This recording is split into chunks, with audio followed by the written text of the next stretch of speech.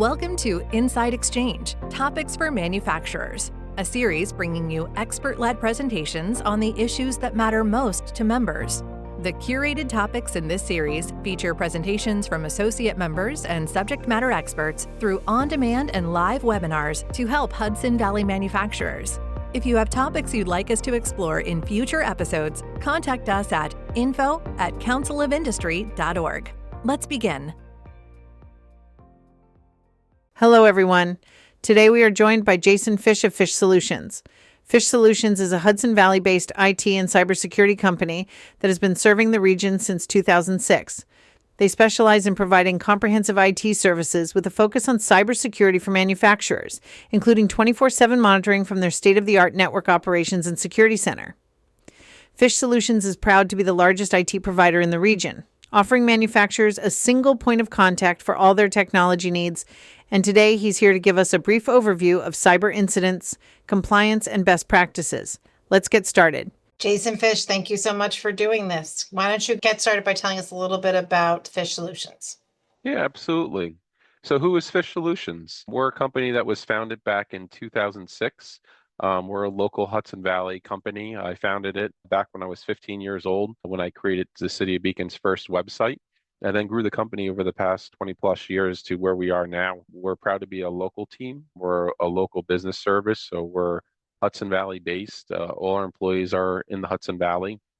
The great thing about us is not only are we that local business, but we also act as having that big IT knowledge. So we're a local small business in the area, but we also have the size and scale to be able to provide that big IT knowledge of big providers.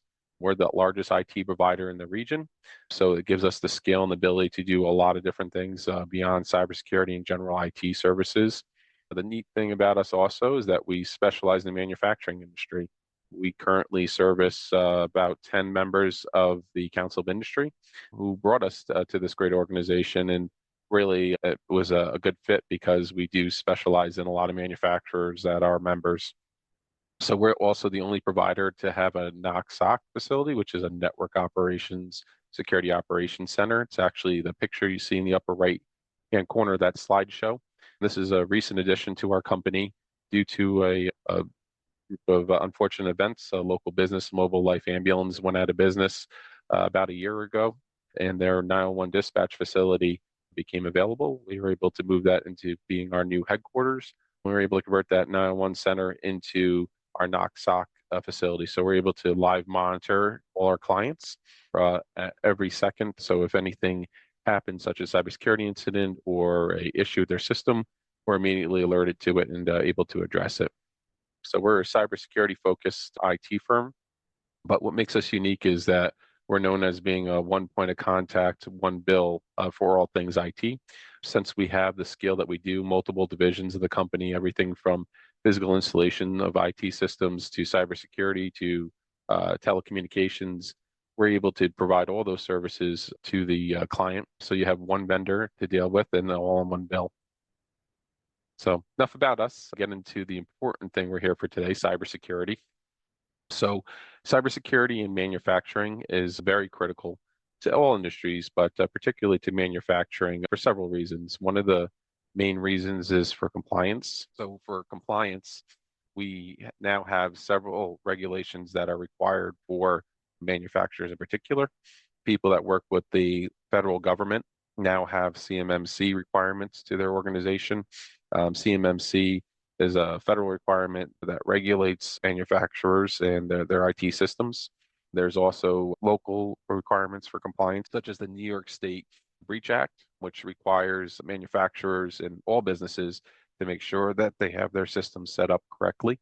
If there is a breach, that they can go back and take a look at your organization to make sure that everything was set up the way that it should have been set up. The other thing that should be thought of is as far as cybersecurity insurance. With cybersecurity insurance, a lot of times you'll get that form to fill out your plan.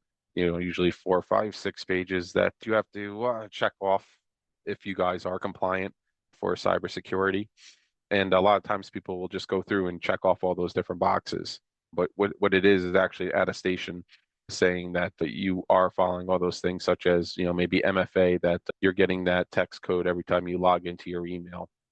So all of that is very critical to being done. What they are saying when you sign that attestation is that if you do have to file a claim, that they could go in and audit your organization and make sure that you actually did all those things. So just yet another compliance thing that's very important for manufacturers. The other thing that's very important to consider is what's happened with cybersecurity in general.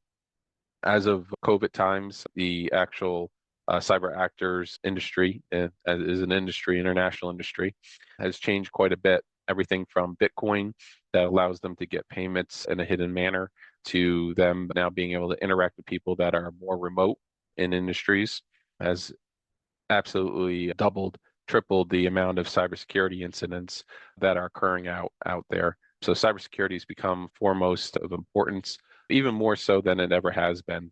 And a lot of that is because there's so much more advanced attacks that we're going to get into today that are occurring out there. As far as attacks that we're seeing through our Knox SOC Center, we're finding that most of the incidents are what we call user-created issues. So I guess you watch a lot of movies and you'll see all these hackers in foreign countries that are doing these advanced attacks where they're breaking through firewalls or breaking into organizations. And of course, that stuff does happen, but it's very far or few in between. Like any type of industry or anybody that's trying to do something, they're always going to try to take the easiest means to do it. And honestly, the easiest means of doing it is interacting with users. And that's where we're finding a great deal of where these incidents occur. Most of the our user-created issues, such as website clicks, could be as simple as one of your users going out on the internet and looking for a tool that they need and clicking into something that's actually malware. That could be somebody clicking into a website that was provided to them as some means, usually maybe through a chat or an email. So these are very common ways that cyber attacks are occurring. And then, of course, generally just from email clicks, so either attachments or content in emails that people are interacting with is another way that they're bringing in these attacks into the organization. A lot of times you don't know that they're happening. They want to get their payload into your organization without you knowing it. So that way that they can have what they call dwell time, where they're sitting and learning your network before they take some type of action on your network, whether that's acquiring information or learning how your network is set up. But a lot of times that this will be done in the background.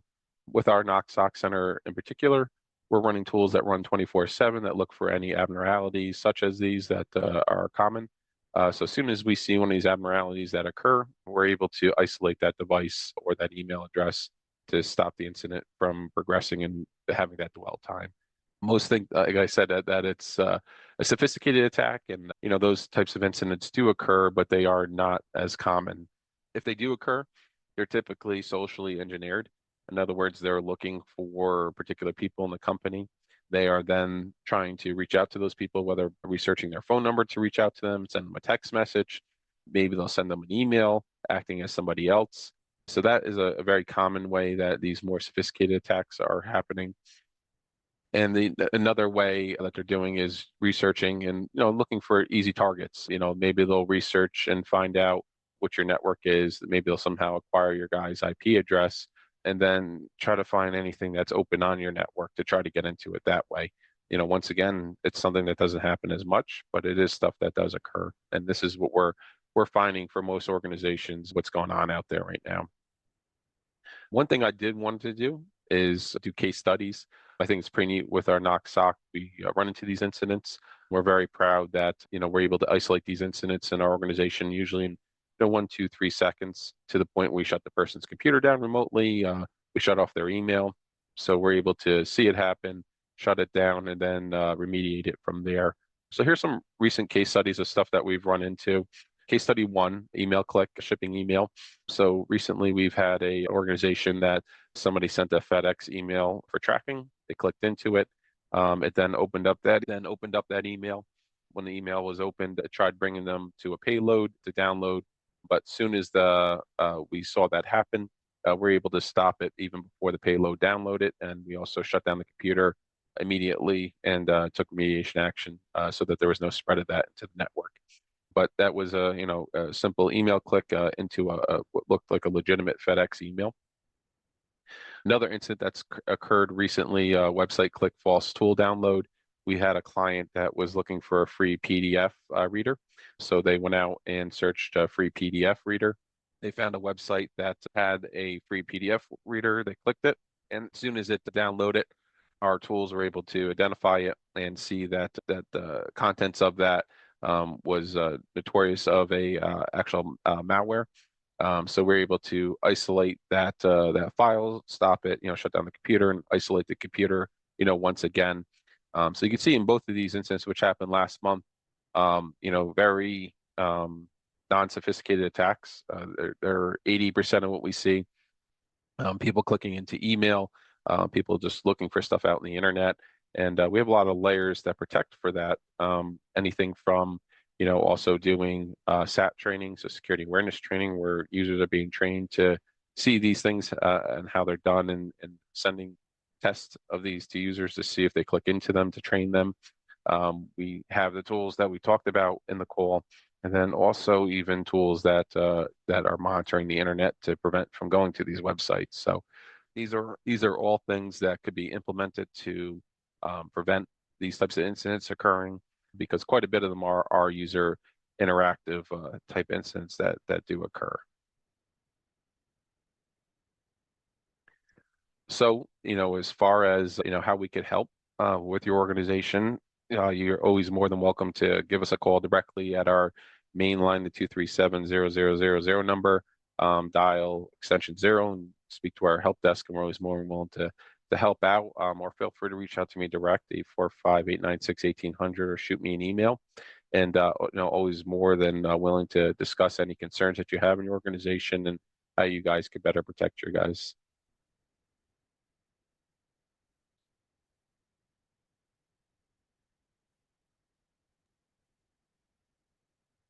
Jason, I have a couple of quick questions for you, if you don't mind.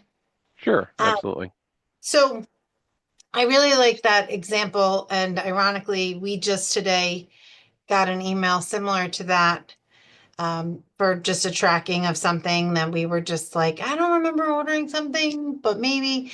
And I guess, what I'm wondering is proactively, like at what point should a company be having these conversations? I mean, I know everybody needs some help in some capacity, but when Mhm. is the right time? I feel like I'm having that analogy that says the best time to plant a tree was 20 years ago, and the next best time is today. But what's the time frame? What's your thoughts on that?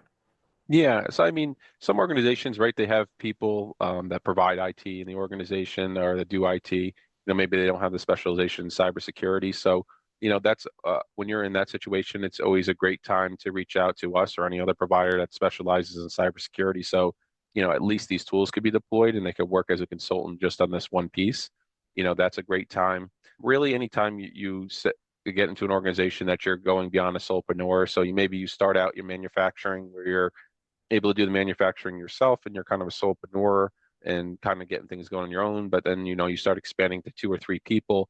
Once you start getting into multiple people, you then lose that span of control. And I think at that point, it's an important point to start, getting these types of systems set up for you, whether it's just the cybersecurity aspect and you take care of the IT, or everything is taken care of by a provider.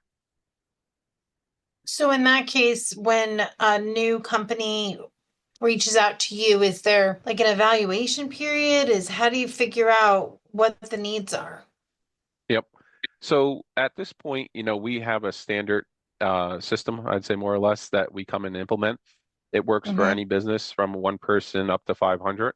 And that's what we deploy to all our clients that want us to come in either for cybersecurity or just general IT. And it keeps everything standardized. So our team's able to best serve the customers. And then also on top of that, the customers have the best experience with the IT provider. So I guess a lot of people might be like a la carte, but when we Mm-hmm. come in, we just have a standard of what we do. It's kind of flat rate and it scales by the amount of users that you have as far as cost. Wow, that makes sense. And I know this even from my corporate training and bank days that the Mhm. human in this is, your weakest link. But I'm also wondering, do you help companies with some of that training, or is there other resources out there? Yep. I mean, there's definitely lots of providers out there that do that. But particularly when we come in, we provide every tool that you would need. So that is a part of what we do. We do monthly cybersecurity training with all our clients.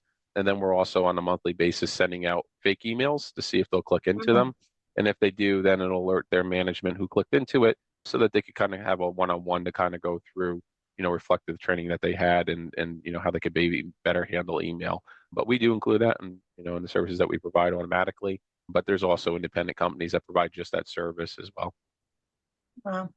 And my last question is a little bit more about when you talked about the CMMC Mhm. and some of that compliance. Could you just one more time, a little bit high level on what kind of companies should be thinking about this if they're not already, Yeah. or what the first steps are in that process? Yeah, I mean, on a high level, I would always say every business should get cybersecurity insurance. We don't provide insurance. Your insurance provider would do that, but that requires you to have these levels of compliance that the cybersecurity insurance dictates. Beyond that, New York State has the New York State Breach Act, which requires businesses basically to have the proper IT systems set up in the proper cybersecurity fashion, so that if there is a breach that happens, you could be liable for that breach if you didn't. And then particularly in manufacturing, the CMMC is a federal government requirement. So if you're manufacturing for the federal government, typically you're required to meet that compliance, whether you being a direct vendor to the federal government or even a subcontractor, whether that's a prime contractor or a sub. Okay. And then your role in that would be helping to make sure that all the paperwork is tracked, that all the documentation is there, and that everyone is in compliance. And, God forbid there is any sort of breach or situation, that you have all the paperwork to show that everything has been done to have prevented that from happening. And then hopefully you Exactly. got in there within seconds. That's crazy that you were able to get in there within seconds and kind of shut it all down. Yep. Exactly. That's all the pieces to the puzzle. That is correct. Wow.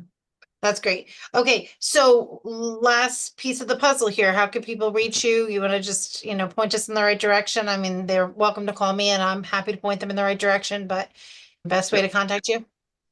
Yep. They can reach out to me on my cell, the 896-1800, or my email, jason.fish, Fisch, at fischsolutions.com, or they can just call us direct and see how fast we respond to them. The 845-237-0000, just dial zero, or excuse me, extension zero. And, that's always a good test to see how good an organization is, just calling the general line and dialing the zero operator line, seeing how fast they'll respond. Just pick up the phone, right? Just pick up the Yep, phone. exactly. All right, Jason, thank you so much for doing this. We truly appreciate it. I look forward to seeing you in person soon, and we thank you for your time. Thank you. I look forward to it as well. Thank you for watching Inside Exchange, Topics for Manufacturers. We hope you found today's episode valuable. To learn more about the Council of Industry and explore additional resources, visit us at councilofindustry.org.